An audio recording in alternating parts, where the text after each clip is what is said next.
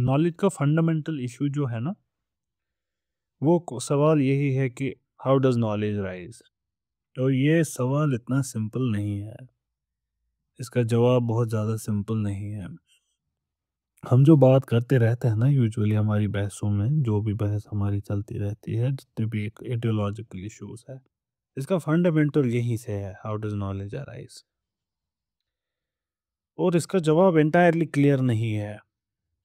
हमारा जैसे मुसलमानों का पर्सपेक्टिव है कि फितरत भी कोई चीज़ है, कंडीशनिंग भी कोई चीज़ है, लेकिन फितरत भी कोई चीज़ है। हम इस पे यकीन रखने वाले लोग हैं। अब इस आइडिया के साथ फॉर एग्जांपल क्लासिकल फेमिनिज्म इसके साथ कंपैटिबल नहीं है, क्योंकि उसका आइडिया क्या होगा कि there is nothing in the brain that wasn't first in the senses, कि ये लर्नड बिहेवियर है जितना भी हमारा है। कोई औरत मर्द नहीं होता है ऐसे, it is more of a learned behaviour. Sex is natural, gender is cultural and culture is learned. अब ये दोनों एपिस्टेमिक पोजीशंस हैं, सही गलत की बात नहीं हो रही, सही गलत की बात नहीं हो रही, बट ये दोनों एपिस्टेमिक पोजीशंस हैं। तो सवाल यहीं से शुरू होता है, how does knowledge arise. Empiricist का स्कूल क्या कहता है? जैसे कि knowledge arises from experience, we see we learn, there is nothing inside your brain that wasn't first given to it by experience. अब पैदा हुए ब्लैंक स्लेट था, एक्सपीरियंस उस पर लिखता गया, वो मेमोरीज को आप यूज करते हो फर्दर। अब ये यकीन जो रखेंगे, जो स्कूल इस पे मानेगा, इसको एम्पिरिकल स्कूल बोलेंगे हम, schools of empiricism. Usually British continent में ये, सॉरी आइलैंड में ये फलसफा यूजुअली फॉलो हुआ। इस वजह से इसको ब्रिटिश एम्पिरिसिज्म भी कहते हैं। और वो जो रैशनलिस्ट फिलोसफर्स थे, they were more from Germany, France, तो they are from the continental Europe, इस वजह से उसको कॉन्टिनेंटल रैशनलिज्म भी कहते हैं। तो अब अगर इल्म एक्सपीरियंस से आता है, तो ऑब्वियसली आप समझ सकते हैं एम्पिरिसिस्ट्स वो इनेट आइडियाज़, जो ब्रेन के अंदर इनेट आइडियाज़ है, उस कंसेप्ट को नहीं मानेंगे, दे वुड क्रिटिसाइज दैट। जो इनके अपोजिंग व्यू रखने वाले हैं, और इनका व्यू हम इसको जो है आपस में इस वक्त में, इस एरा में बहस कर रहे हैं, we can sum up their position 3 groups में। डेकार्ट के हिसाब से कुछ आइडियाज इनेट हैं, जैसे the idea of God. Locke के हिसाब से, जॉन लॉक एम्पिरिसिस्ट है, कोई भी आइडिया इनेट नहीं है, नथिंग। डेकार्ट के लिए सम, लॉक के लिए नथिंग। लाइबनीज के लिए ऑल आइडियाज आर इनेट, सब। So for Leibniz everything is internal, for Locke everything is external, for Descartes some are external, some are internal. लेकिन यहाँ पे भी लाइबनीज ही tries to compromise between Descartes and Locke. जब इनके, आप Leibniz का समझ ही सकते हैं, इन्होंने विंडोलेस मोनार्ड के बारे में बात की। अब अगर विंडोलेस मोनार्ड है तो बाहर से उसमें इल्म तो आ नहीं सकता, तो इनको तो आर्ग्यू करना ही करना है इनेटनेस ऑफ आइडियाज के लिए। लेकिन जब ये लॉक को क्रिटिसाइज करते हैं, देयर वी सी कि he is not criticizing him wholesale. ऐसा लगता है कि ये परसेप्शन की एक फॉर्म को ही क्रिटिसाइज कर रहे हैं, सभी को नहीं। एंटायरली क्लियर नहीं है what he means by the term perception, Leibniz जब वो उसके बारे में कहते हैं।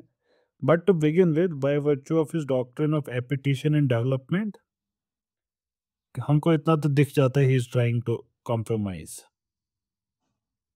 देखिए, दोनों डेकार्ट और लॉक माइंड को एज प्योर कॉन्शियसनेस मानते थे, डेकार्ट भी और लॉक भी। तो अगर आप इनेट आइडियाज से कहते हैं, कुछ आइडियाज जो माइंड में हैं, विच आर ऑलरेडी देयर, तो लॉक के हिसाब से ये हुआ कि they are in the consciousness of each individual, ये कॉन्शियसनेस में है इंडिविजुअल के। तो लॉग के लिए कॉन्ट्राडिक्टरी है ये कहना कि चीज कॉन्शियसनेस में है लेकिन हम अनअवेयर हैं इसके बारे में। आप समझ गए होंगे एम्पिरिकल क्रिटिसिज्म ऑफ रैशनलिज्म क्या है, कि अगर कोई चीज इनेट आइडिया है तो इसका मतलब वो आपकी कॉन्शियसनेस में है कहीं पे। अगर वो आपकी कॉन्शियसनेस में है then you cannot be unaware of it, you will always be aware of it, but we are not aware of it, so therefore there are no innate ideas. Leibniz इसको अब कैसे टैकल करते हैं? उनके लिए मसला ही हल हो गया, बोला माइंड तो है ही नहीं प्योर कॉन्शियसनेस। अगर आपको याद हो उन्होंने वो डिग्रीज ऑफ कॉन्शियसनेस बोली। Mind can have unconscious states as well, mind के अंदर अनकॉन्शियस स्टेट्स भी हैं। There are states in many stages of awareness, for they can be arranged in a series from most obscure to the clearest.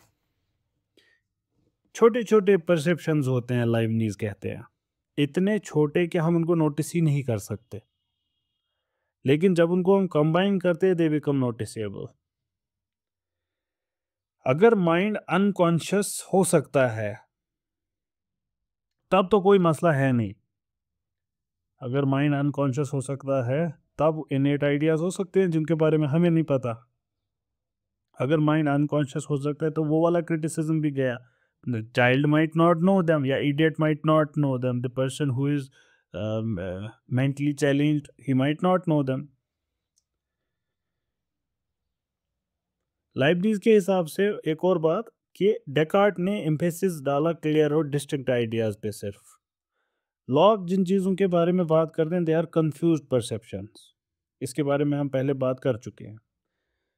Leibniz कहते हैं कि इल्म दोनों चीज़ों का होता है। Knowledge does not consist only of clear and distinct ideas, no it consist of both. कहने का मतलब नॉलेज शुरू होता है परसेप्शन से and ends in clear and distinct ideas. ये जो परसेप्शन वाला नॉलेज है यही कंफ्यूज्ड परसेप्शन की बात चल रही है। सो एवरी परसेप्शन इस डेवलपमेंट में वो कहाँ से कहाँ शुरू होता है, from obscure to clear. So knowledge begins with perception, ends in reason.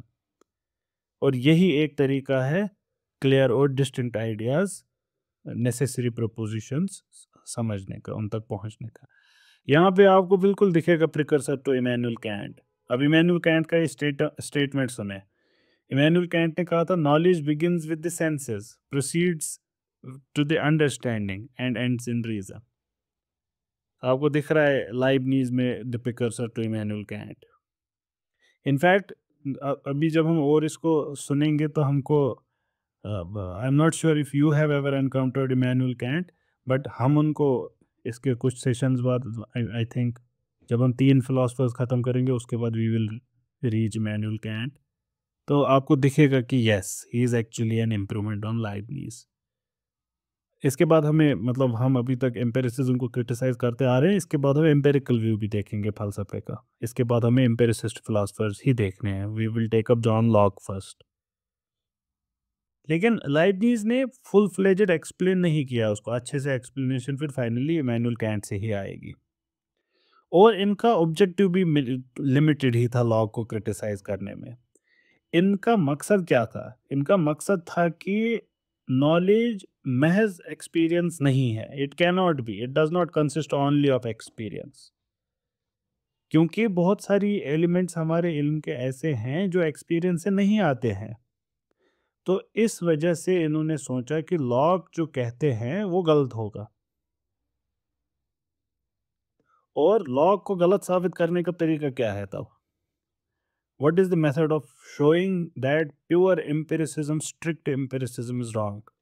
Simple सी चीज़ है, आपको कोई इल्म ऐसा दिखाना है जो एक्सपीरियंस से डिराइव नहीं हो सकता। और ये बहुत आसान है, ये कोई बड़ा मुश्किल नहीं है। आप देखेंगे ये 2 मिनट में हो जाएगा, लाइक इन्हें चुटकी में, मतलब कुछ करना ही नहीं है, इसको कर ही नहीं सकते बहस। 2 मिनट में हो जाएगा। लेट्स लुक एट इट, कैसे होगा। लॉक क्या कह रहे हैं? लॉक को समझिए पहले। लॉक कह रहे हैं नथिंग इन इंटेलेक्ट, मतलब कोई भी इल्म ऐसा नहीं है जो पहले आपकी सेंसेस से आपके इल्म की दुनिया में दाखिल नहीं हुआ। खुद से ही कोई नॉलेज जनरेट नहीं होती है। Spontaneous generation of knowledge is not there. Interior mental process नहीं है नॉलेज, पहले बाहर से कोई स्टिमुलस आएगा ही आएगा। इंटरेस्टिंगली हमारे ज़माने का रुझान भी ऐसा ही है। हम यही मानते हैं बाय एंड लार्ज, हमको पता नहीं होती बट हम यही इसी फ़लसफ़े पे वर्क करते हैं। Usually most of us we work on this फ़लसफ़ा। इसका म इसका एक कोरोलरी बोले इस फ़लसफ़े का, कि अगर इस पे कोई यकीन रखे, कहने का मतलब ये हुआ कि अगर किसी ने कभी कोई आवाज़ नहीं सुनी है, पैदाइशी बहरा है कोई, then he does not have any knowledge about anything called sound. Similarly, अगर कोई पैदाइशी अंधा है, उसको रंगों का इल्म नहीं होगा कुछ भी। He doesn't know what it means to be red and orange. And it makes sense at the very first glimpse, it makes sense. ये बात कोई और why shouldn't it? क्योंकि ऐसा नहीं है कि ये गलत इल्म है पूरा एम्पिरिसिज्म। ये बिल्कुल ऐसा नहीं है। ये क्या बोला था, लाइबनीज ने ही शायद बोला था ना, कि जितने भी फलसफे में पढ़ा, most of them are mostly correct with respect to what they affirm.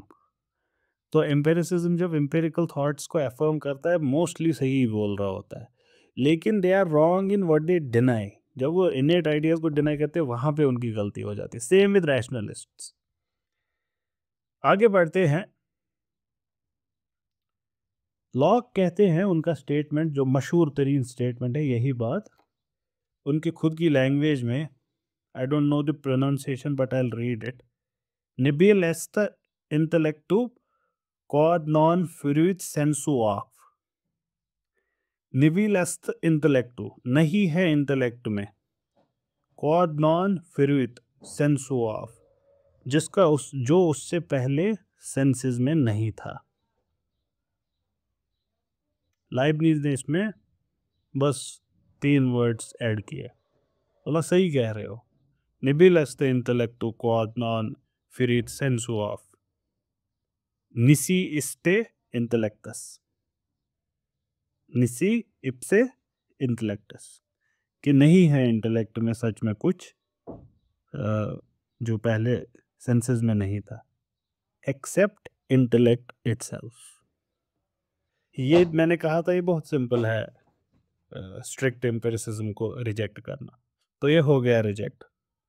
कहने का मतलब कि इससे पहले कि आप ब्लू, येलो, रेड या कोई साउंड या कोई हीट को परसीव करें, आपके पास एटलीस्ट कैपेसिटी होनी चाहिए ना उसको एक्सपीरियंस करने की। You have to grant that capacity to the इनेट,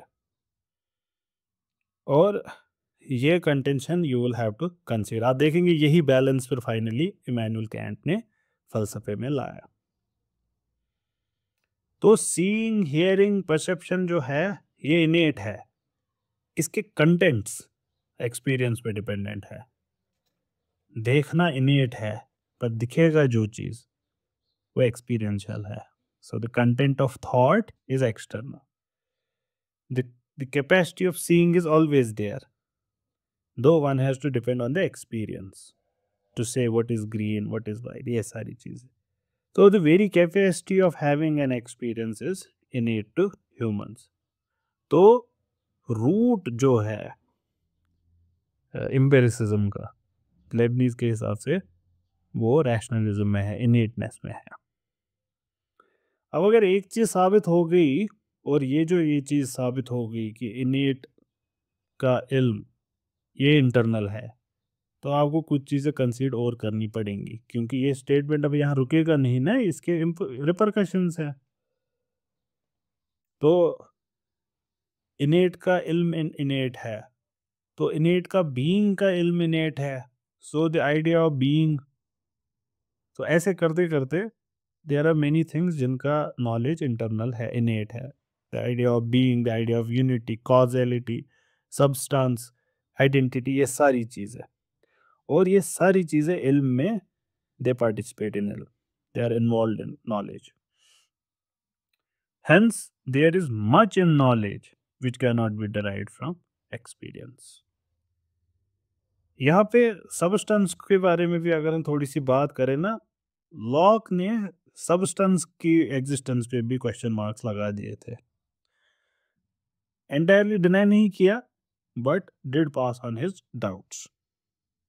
lock के हिसाब से इल्म के building blocks is not the substance outside. Lock के हिसाब से हमारे पास इल्म आता है सिंपल आइडियाज का. हम ये बात समझेंगे जब हम लॉक का फलसफा पढ़ेंगे, व्हाट आर सिंपल आइडियाज. तो लॉक इसके बारे में कहते हैं कि simple ideas that we get these sensations of a few things, उससे हमको सपोज करना पड़ता है सबस्ट्रेटा जिसमें ये आइडियाज थे. सपोज करना पड़ता है. देखिए ना, supposition, we do not know if it is there. इसको अपने लॉजिकल कंक्लूजन पे ह्यूम पहुंचाएंगे, बोलेंगे क्यों सपोज करें, नहीं जरूरत सपोज करने की, है ही नहीं. All we know is that we have a bunch of ideas. That's what we know, that is what it is. We do not know the substance is there. अब लाइबनीज के लिए तो ये क़यामत हो गई.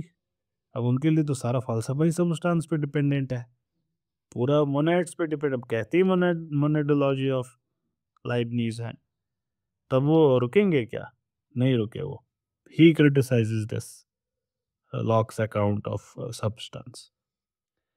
लाइबनीज पॉइंट आउट करते हैं कि देखिए, लॉक हजरत शुरू हुए एट्रीब्यूट्स और क्वालिटीज़ और सिंपल आइडियाज़ के बारे में बात इन्होंने यहाँ से शुरू की, लेकिन ये कहीं से उन्होंने डिराइव किए हैं ये क्वालिटीज़ और आइडियाज़ हैं. These are abstractions. We have to begin with concrete experience, जो कंक्रीट एंटिटीज़ के बारे में बात कर रहा हो. हमारा जो रियल एक्सपीरियंस में चीज़ें हैं, टेबल है, संतरा है, ऑरेंज है, मैंगो है, दुनिया भर की चीज़ें हैं. Then from that we derive these diverse qualities of color, hardness and other things. और वो सारी चीज़ें they belong to this substance. For example, juiciness to orange. हम शुरुआत जूसीनेस से नहीं शुरू करते हैं, हम शुरुआत ऑरेंज से करते हैं. इनमें से कुछ आइडियाज जो which are the very basis of any knowledge, they are not different from what we would later understand Kant called them categories. कि जब भी हमारे पास कोई एक्सपीरियंस आता है, it passes through certain categories. ये हम वहीं पे अच्छे से समझेंगे. तो यहाँ पे भी आपको प्रिकर्सर टू इमैनुअल कैंट दिख जाएगा कि कोई भी चीज़, कोई भी इल्म जो आपके अंदर दाखिल होता है आपके सेंसेस से, उसको फिर आप इंटरनली कैटेगराइज करते हैं. तो वो इंटरनल होता है कैटेगराइजेशन, वो एक्सटर्नल नहीं है. तो उन्होंने दोनों चीज़ों को माना कि कैंट ने, कि एक्सटर्नल इल्म है और इंटरनल कैटेगरीज है. जैसे स्पेस और टाइम वो कहते हैं, स्पेस और टाइम में से हर एक प्रिज्म जाएगा, लेकिन conception of space and time is internal, it's not external. Lock ने जब परसेप्शन का वर्ड यूज़ किया,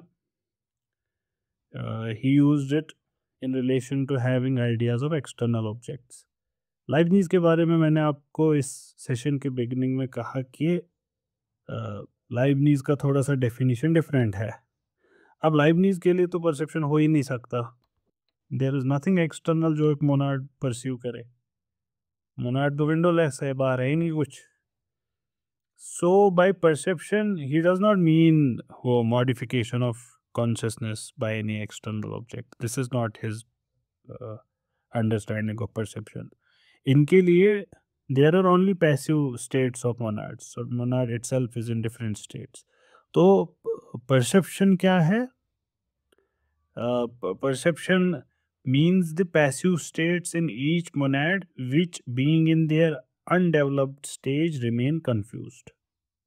तो perception is meant those passive states which are the confused states of mind with regard to space, figure, motion, extension, ये सारी चीज़ें. This is perception for him. तो इसका मतलब क्या हुआ? इसका मतलब ये हुआ कि knowledge is, it begins with these confused perceptions and it gradually rises to clear and distinct ideas. Mind is neither pure consciousness nor is it pure वो clean slate as Locke said. Mind is like a block of marble जिसके ऊपर design बना रखा है. So there are veins and outlines of a statue already drawn on it. और फिर वक्त के साथ एक्सपीरियंस के साथ वो वेन्स और वो डिज़ाइन और वो उसके हिसाब से वो दे बिकम प्रोमिनेंट वक्त के साथ. And what was implicit already on the marble that becomes explicit. वो एक मूर्ति की शेप में जाहिर हो जाता है. वैसे ही मोनार्ड का भी है. मोनार्ड का धीरे धीरे डेवलपमेंट खुद के अंदर ऑलरेडी था. वो सब वो धीरे धीरे डेवलप हो जाता है. लेकिन ये सब करके लॉक ने क्या किया? लॉक ने लाइबनीज ने he could answer lock but he has not solve the problem. जो इल्म का प्रॉब्लम है फाइनली उसको वो हल नहीं कर पाए. We might grant that senses give rise to reason but the question still remains how do the confuse sensation give rise to the knowledge of universal and necessary. इसको नहीं हल कर पाए. और मैं इसको अपने लॉजिकल कंक्लूजन पे ये पहुंचाता हूँ कि फाइनली फ़लसफ़ा is never able to prove और रीच टू इट्स एम्स. और इब्न खल्दून का भी यही कंटेंशन था. इब्न खल्दून अपने मुकद्दिमा में कहते हैं कि फ़लसफ़ा जो भी साबित करने के लिए निकला होता है कभी उसको साबित नहीं कर पाता है. And that is true for that is actually true for philosophy. So most of the times it is not able to prove what it is trying to prove. But in the process what it does, it refines thought. Our understanding of the subject develops. और शायद वही मकसद है philosophy का. तो यहाँ पे भी लाइबनीज खुद इसको आंसर नहीं कर पाते. और लाइबनीज के खुद के फ़लसफ़े को भी अगर हम ध्यान से देखें, he also suffers from relativity of knowledge. They देखें एसेंस ऑफ मोनैड्स क्या है. They represent other monads. अगर एक मोनैड दूसरे मोनैड को मिरर कर रहा है तो दूसरा मोनैड भी तो इसको मिरर कर रहा है. तो the perception of A includes the perception of B of A and this will be an infinite loop. we would land in an interminable series. आप ये समझ रहे होंगे कि if monad A contains the reflection of other monad, say monad B, a monad B also contains the reflection of monad A, लेकिन monad A में monad B की reflection तो already थी. तो एक endless loop हो गया शुरू.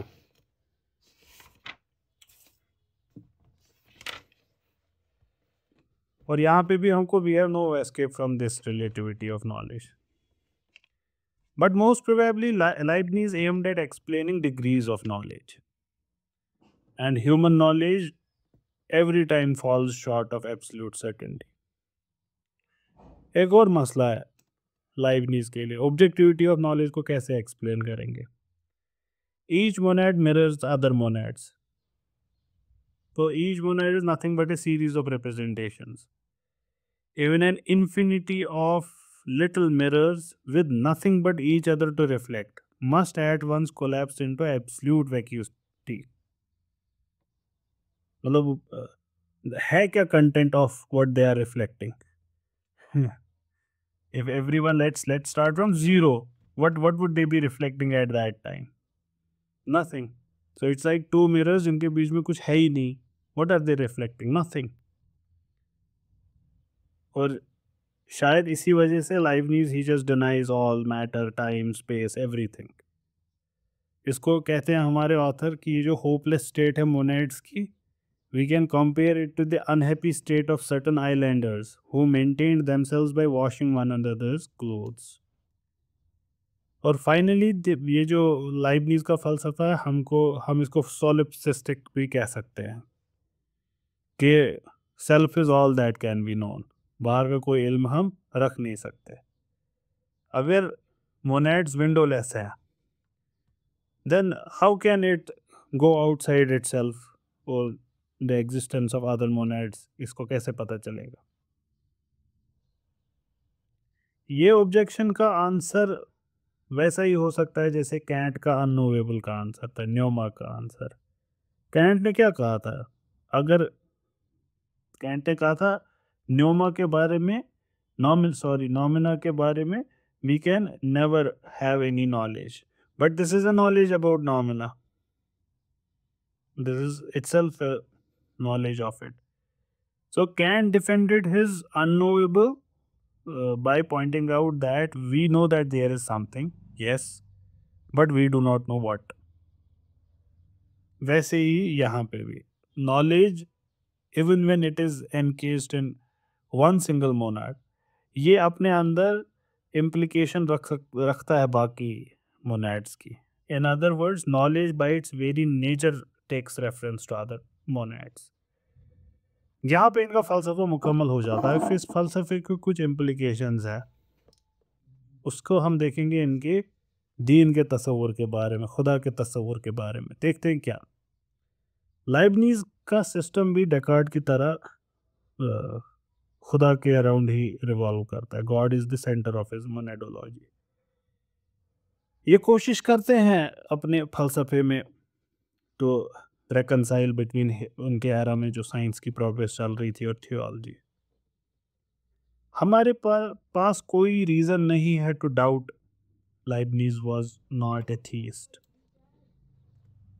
दो वी हैव, हमारे पास उनकी कुछ पर्सनल राइटिंग्स हैं जिसपे थोड़ा सा खुदा उनका डगमगा जाता है, लेकिन his public works there is no doubt कि खुदा में इनका भरोसा था।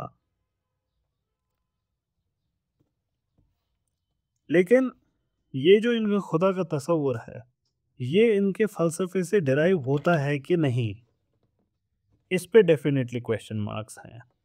क्यों? क्योंकि कभी कभार इनके खुदा क्रिएटर नहीं है, कभी कभार इनके खुदा पता क्या है, सिंपल मोनेड्स के बीच में जो हार्मनी है वो हार्मनी खुदा है।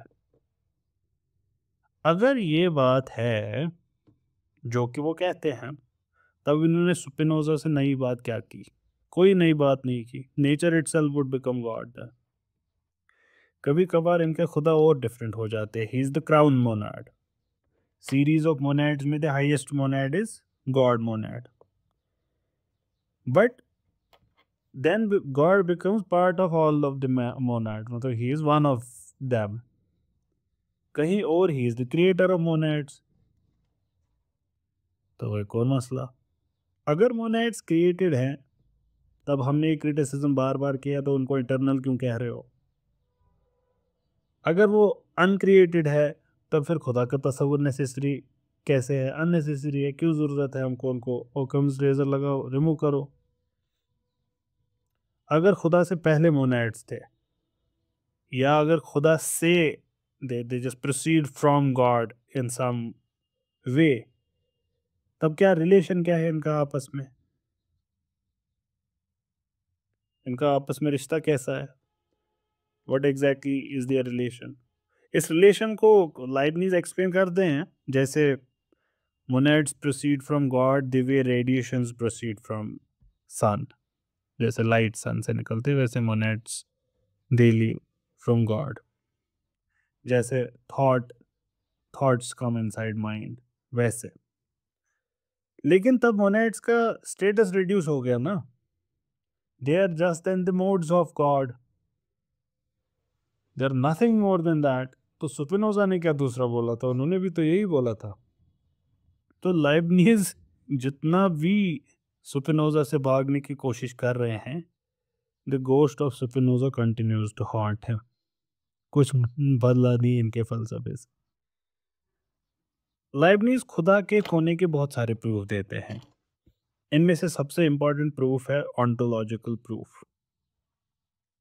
ये कहते हैं कि हर मोनेड के दो एस्पेक्ट्स होते हैं, एक्चुअल और पॉसिबल। लेस डेवलप्ड मोनेड जो होता है वो ज़्यादा पैसिव होता है, कम एक्टिव होता है, और जो ज़्यादा डेवलप्ड मोनेड होते हैं वो ज़्यादा एक्टिव होते हैं, लेस पैसिव होते हैं, and they are more possible than actual. ये these ones are more actual than possible. तो कहने का मतलब, अगर हम मोनैड्स को हायरार्की में लगाएं तो एक मोनैड होगा on one end which has pure potentiality but no actuality. इसने अभी कोई चीज़ अपनी रियलाइज़ नहीं की है, कुछ भी हो सकता था लेकिन अभी इसने कुछ रियलाइज़ किया नहीं। और दूसरे साइड से जिसने अपना हर एक पोटेंशियल रियलाइज़ किया है, every potential has been realized, इस मोनैड को ये सीरीज में जो हाईएस्ट है इसको ये गॉड कहते हैं, जिसमें every possibility of which has become actual and fully existent. तो अगर God is possible then he exists, for his existence is a necessary consequence of his possibility. कहने का मतलब हर मोनैड में दोनों एक्चुअलिटी और पॉसिबिलिटी है, लेकिन ये वाला जो मोनैड है ये अपने उस लेवल पे पहुंच चुका है कि where every possibility has been actualised. So hence the existence of God follows from the very possibility of him.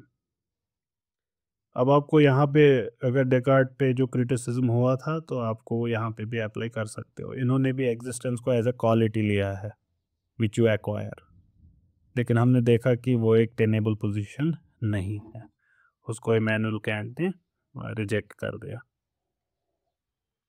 और हमने वहाँ बात की थी कि इमैनुअल कैंट का क्रिटिसिज्म उसका वाइडली एक्सेप्टेड है कि हाँ ये बात सही हो रही है।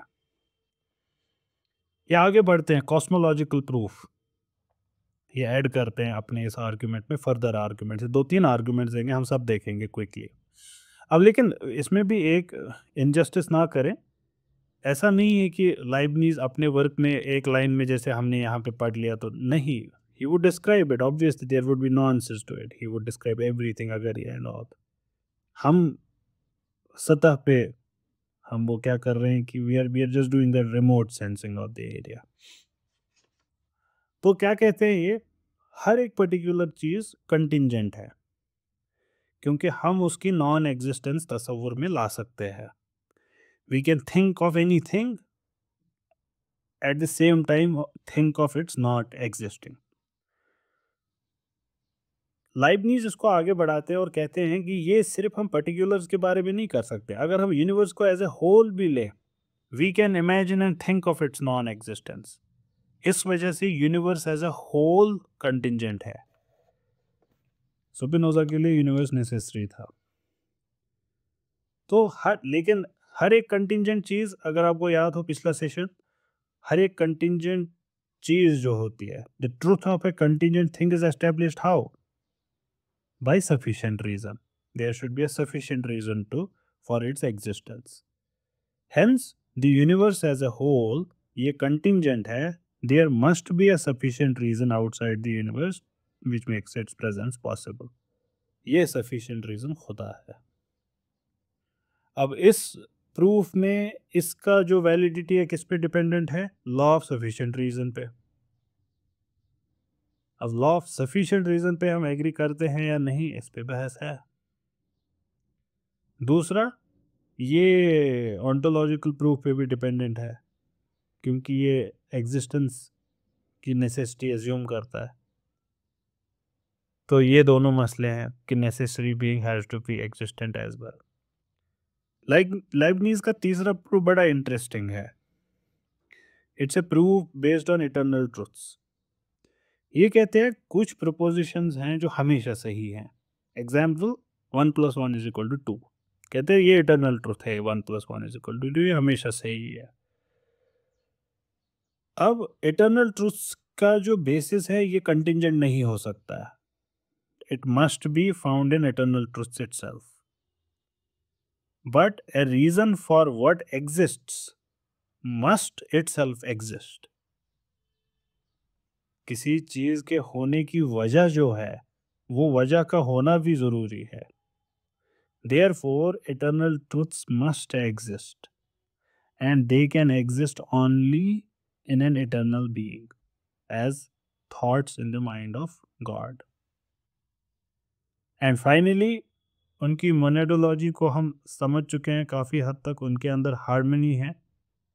This harmony supposes that there is a being who has regulated and introduced this harmony from outside, क्योंकि internally तो गवर्न विंडोलेस से कर ही नहीं सकते।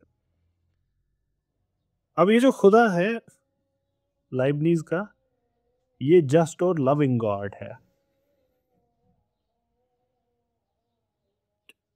और इंसान he differs from other souls not only in being a clear image of the universe but in being a conscious image of God as well.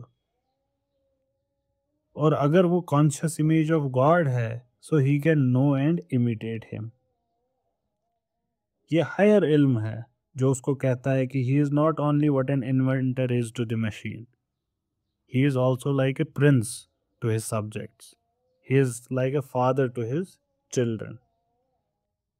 इस वजह से he emphasizes on conscious devotion and participation in this divine mind. लेकिन यहाँ पे भी इनका फलसफा बहुत खिंच जाता है, ये विंडोलेस मोनाड बड़ा मसला क्रिएट कर देता है हमारे लिए। और एक बात जो पर्टिकुलरली इंटरेस्टिंग है वो ये है कि ये कायनात को एक्सप्लेन करते हैं as God chose this world out of infinite possibilities. This one. Leibniz के खुद के words में, but since he has chosen, it must be admitted that everything is comprised under his choice, and that nothing can be changed because he has foreseen all and ruled for all times.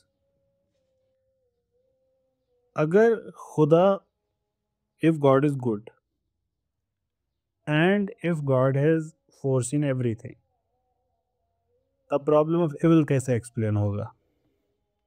Sufferings और evils को कैसे explain करेंगे Leibniz जब खुदा ने देख रखा था कि ये होने वाला है?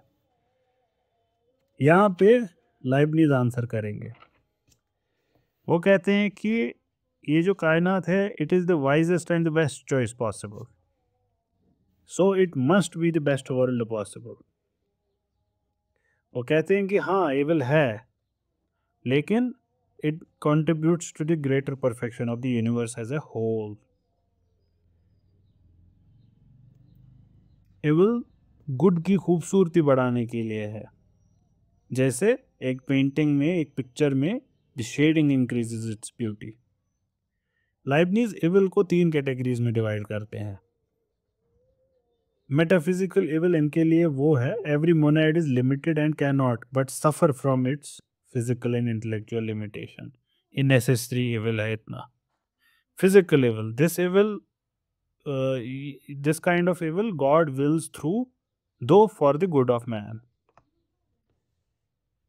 फिजिकल पेन जो आपका है वो इसलिए है ताकि आप और अच्छे इंसान बने, टू करेक्ट यू। ये हो गया फिजिकल एविल। तो तीसरा मॉरल एविल, ये इंपॉर्टेंट है। ये कहते हैं लाइबनीज खुदा free man, he wanted to create free human beings. और फ्रीडम ऑफ विल का मतलब क्या है? ये कहते हैं फ्रीडम का विल, फ्रीडम ऑफ विल का मतलब ये हुआ कि you have the will to choose freely between the possibility of right and wrong. तो free will necessitates a choice of wrong as well, and if there is a choice of wrong then there would be evil. Thus moral evil, God has not willed but has allowed it in order to create moral beings that are freely moral. कोई शक नहीं है इसमें कि अगर खुदा चाहते तो he could have created man always to do right things, but then they would not have free will, they would only be machines. However good they are always less perfect than the people who are by their will good. So it means the road to perfection is necessarily through sin and suffering. लेकिन ये जो explanation है ये आपको दिख गया होगा, ये लॉजिकल एक्सप्लेनेशन नहीं है। It's not rational explanation. ये एक ये मेटाफर्स का इस्तेमाल करके समझाया गया है।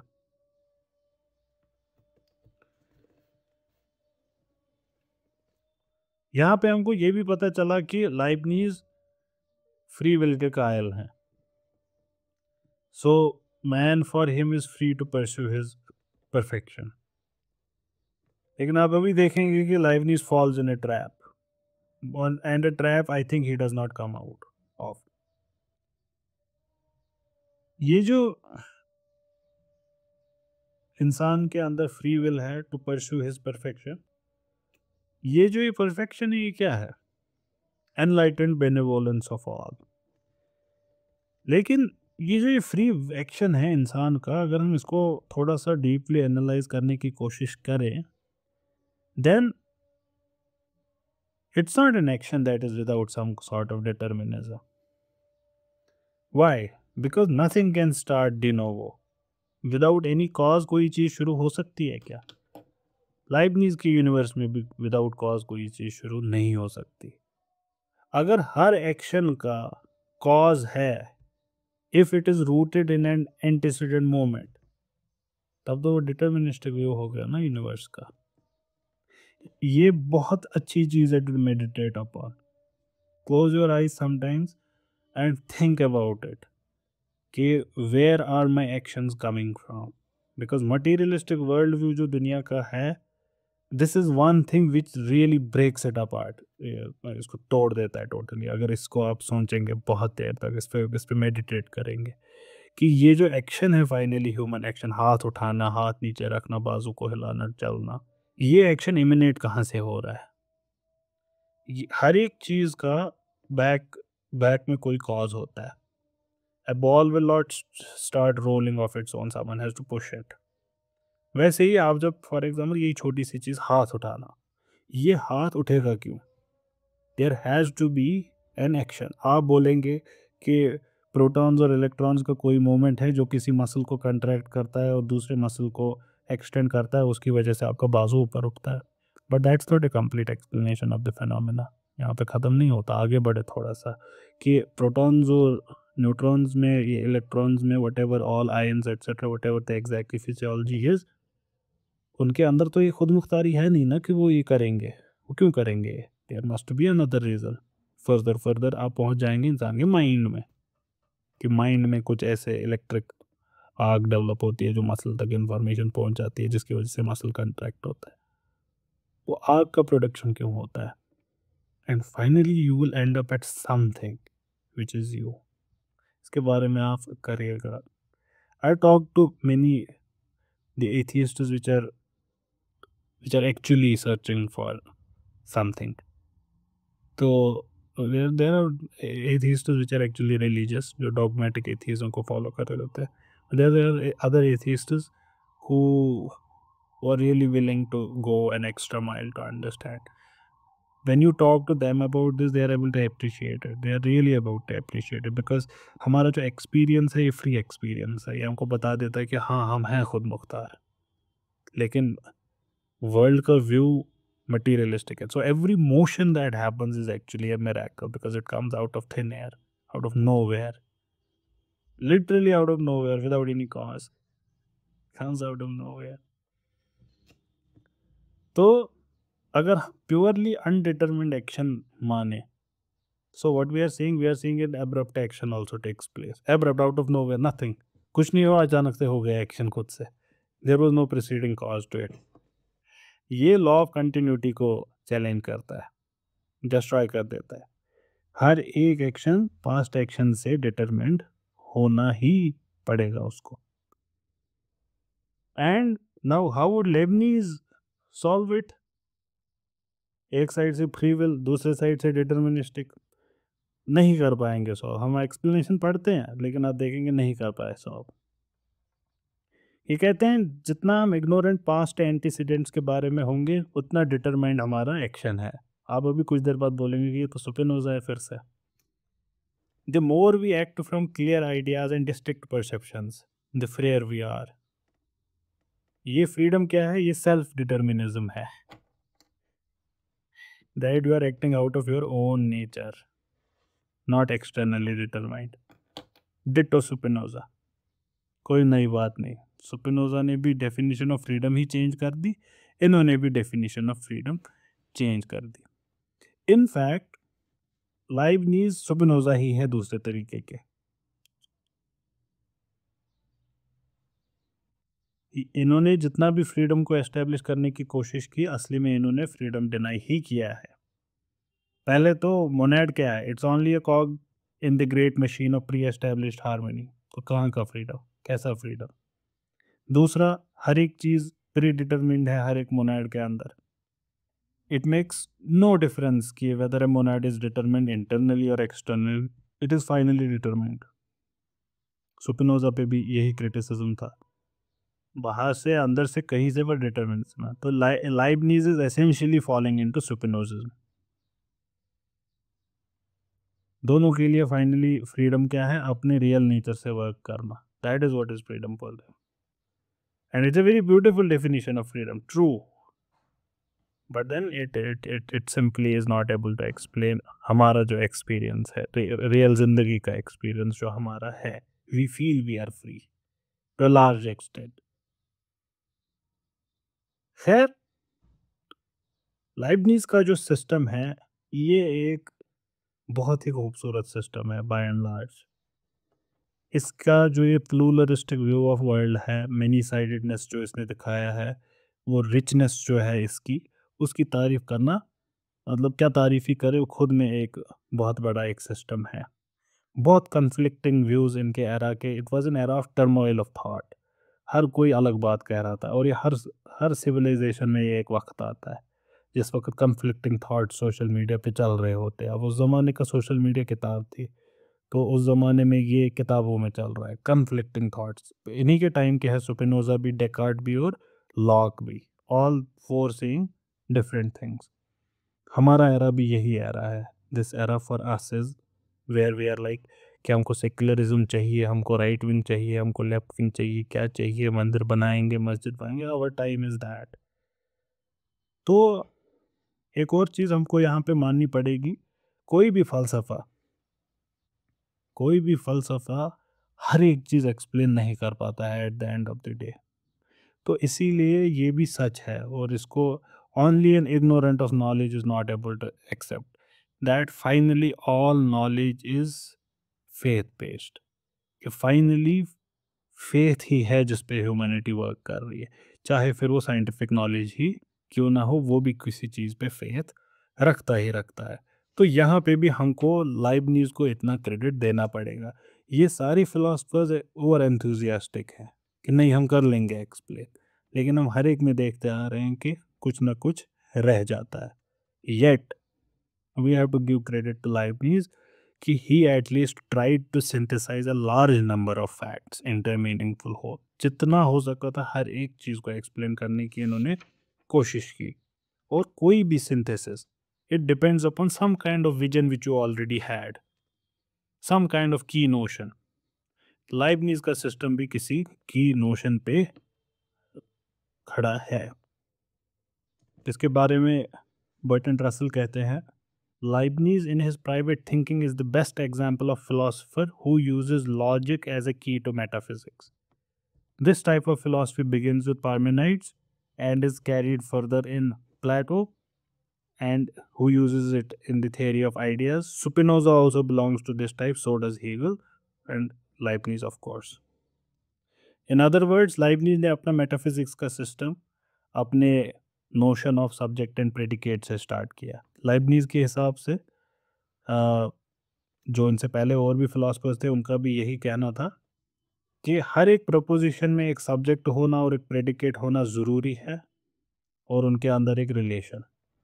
हिंदुस्तान में वेदांत भी यही कहता है, subject predicate view of a preposition.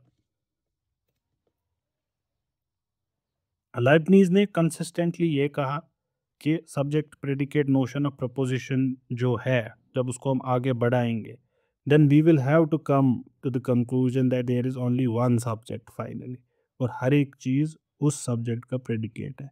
जैसे हमने एग्जाम्पल में लिया था, Ram is doll, Ram is eating, Ram is sitting, Ram is the brother of this, there is only one Ram, and all of these are modes of Ram, the predicate. So all these predicates are contained in Ram already.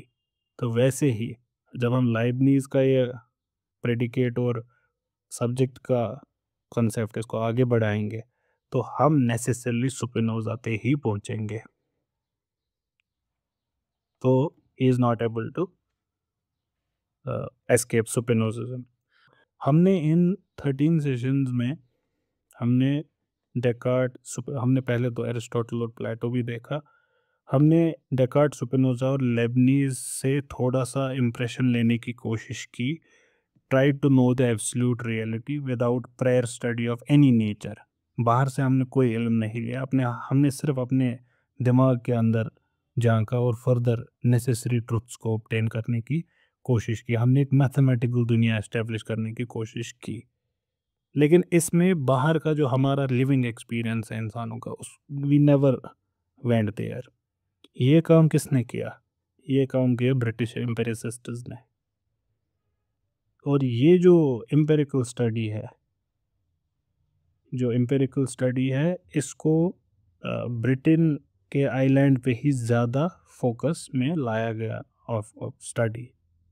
And now it is our turn to that side of philosophy. Now we would, for next I don't know how many sessions, we would try to become empiricists for now।